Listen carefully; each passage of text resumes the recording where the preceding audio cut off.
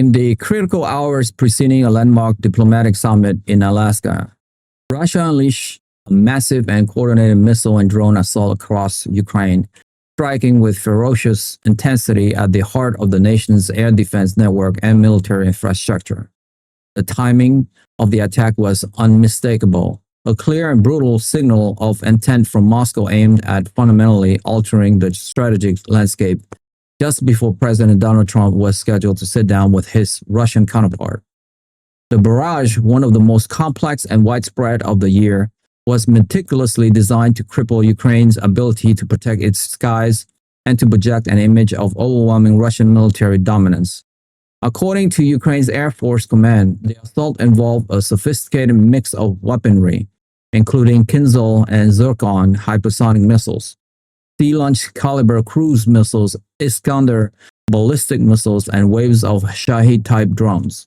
This multi-layered attack strategy is a hallmark of recent Russian tactics, intended to saturate and overwhelm air defense systems by presenting multiple threats from different directions and at varying speeds and altitude.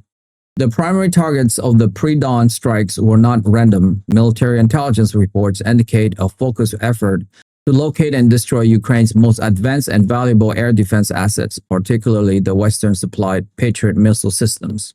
The Russian Ministry of Defense claimed to have successfully hit several Patriot launchers and their associated radar systems in the regions surrounding Kyiv and in the eastern Dnipropetrovsk region. These systems are crucial for Ukraine's ability to intercept advanced threats like ballistics and hypersonic missiles, and their loss represents a significant degradation of the country's defensive shield. Before the air defense batteries, the strike also targeted command and control centers, military airfield, and key logistic hubs responsible for supplying Ukrainian forces on the front line. The calculated destruction of these assets is intended to disrupt Kyiv's military operations and sow disarray in its command structure, thereby weakening its position both on the battlefield and at the negotiating table. The strategic rationale behind this massive show of force appear twofold. First, it is a direct message to Kyiv and its Western partners that Russia retains the capacity to inflict devastating damage and can escalate the conflict at will. This serves to underscore the Kremlin's negotiating position, which insists on the acceptance of realities on the ground. By demonstrating its military prowess so vividly, Moscow seeks to create a coercive atmosphere for the upcoming talks, suggesting that rejecting its term will lead to further destruction. Analysts have noted this pattern of behavior, where Russia employs large-scale strikes to shape the political environment and intimidate its adversary ahead of key diplomatic engagement. The use of its most advanced hypersonic weapons like the Oreshnik is not just for military effect, but also serve as a form of psychological warfare and strategic blackmail. The Kremlin aims to enter the Alaska summit from a position of undeniable strength, with the recent devastation in Ukraine serving as a backdrop to its demand. The reaction from Washington was swift and condemnatory. Secretary of Defense Peter Hegseth convened an emergency briefing at the Pentagon to assess the damage and its implication for Ukrainian defense capability. In a statement, Secretary Hegseth called the attack a brutal and cynical attempt to sabotage the prospect for peace, and reaffirmed the United States' unwavering commitment to providing Ukraine with the means to defend itself. The Pentagon is reportedly working with allies to expedite the delivery of additional air defense interceptors and other critical military aid to help Ukraine recover from the blow. However, officials acknowledge that replacing sophisticated systems like Patriot launchers is a complex and time-consuming process. The strikes highlight a persistent vulnerability for Ukraine. Despite the resilience of its force, its air defense network is stretched thin and remains susceptible to large-scale, coordinated Russian assaults. The depletion of Ukraine's missile stocks has been a growing concern, and this latest attack will only exacerbate the issue. Ukrainian officials responded with a mixture of defiance and urgent appeals for more assistance. The Commander-in-Chief of the Armed Forces, General Alexander Syrsky, confirmed that military infrastructure had been hit but praised the work of air defense crews who managed to intercept a portion of the incoming missiles and drones. General Syrsky stressed that such attack only strengthened Ukraine's resolve, but also candidly acknowledged the need for more air defense systems to protect major population centers and critical infrastructure. President Zelensky's office issued a statement describing the assault as an act of state terrorism and argued that it proves Russia is not genuinely interested in a peaceful settlement. The Ukrainian government is now in urgent consultations with its partner, including the Trump administration, to formulate a response and to ensure that Kyiv's negotiating position is not fatally undermined before the talks even began. The international community has largely condemned the Russian escalation. European leaders who had recently coordinated their own red line for peace talks with President Trump and President Zelensky voiced their outrage. They view the attacks as a direct affront to the diplomatic process and a clear indication of Moscow's bad faith.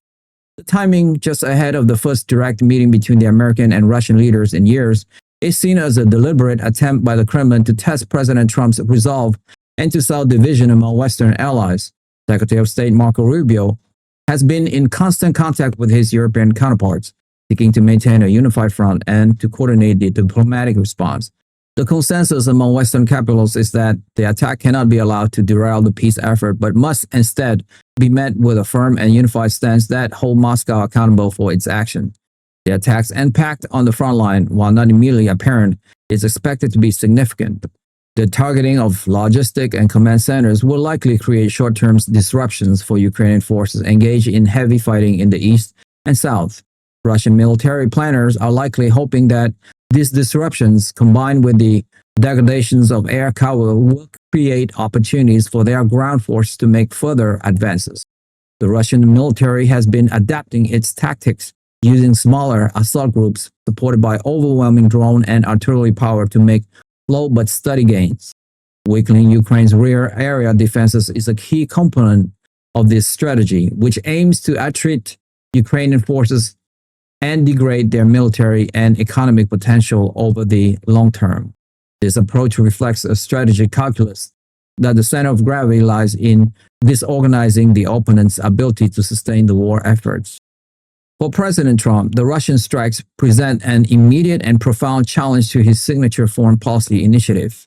The assault complicates the narrative that his personal diplomacy can bring a swift end to the conflict. It forces him to respond to a blatant act of aggression while simultaneously trying to keep the door open for negotiation. The president has warned of a very severe consequence if the Russian leader proves unwilling to seriously discuss peace. And this attack will undoubtedly be seen as a test of that warning. The administration must now navigate the difficult task of condemning the strikes and supporting Ukraine without skulking the Alaska summit, which it views as a critical, if risky, opportunity to de-escalate the war. The pressure is now immense on President Trump to demonstrate that his approach can yield results in the face of such open hostility. Ultimately, Russia's massive missile and drone assault is a high-stake gamble. The Kremlin is betting that by crippling Ukraine's defenses and demonstrating its overwhelming military power, it can force a peace settlement on its own terms. It is a strategy rooted in the belief that military force is the decisive factor in international relations and that battlefield success will inevitably translate into diplomatic victory. However, it is also a strategy that risks backfiring. The brutal attack could galvanize Western support for Ukraine, strengthen the resolve of the Ukrainian people, and leave the Russian leader isolated and facing a more determined and unified coalition. As the smoke clears over the damaged cities and military bases of Ukraine, the stage is set for a tense and unpredictable summit in Alaska. The Russian leader has made his opening move not with a diplomatic overture, but with a display of raw, destructive power, leaving the world to wonder if the path to peace has been irrevocably shattered before it could even be explored. Many of my listeners, like 70%, haven't subscribed to my YouTube channel. And so many of you don't even know that you haven't subscribed. And that is actually what makes the show going. It's almost like you're making a donation to the show. So that's why I ask again and again, because it enables us to grow and grow and grow. And we're going for the long haul here. And listen, if this is your first time listening to World Global Conflict, you don't have to subscribe. You guys, your first one's on me. But if you have watched this show before, it's like you're a freeloader now. So all I would ask you is, if you have seen the show before and you like it, help me, help my team here. Hit that subscribe and like button now, and we will continue to build this show for you. That I swear. Thank you to all of you guys who have subscribed. It means a lot to me. Thank you so much. That's all for me for today. I will see you soon. Bye for now.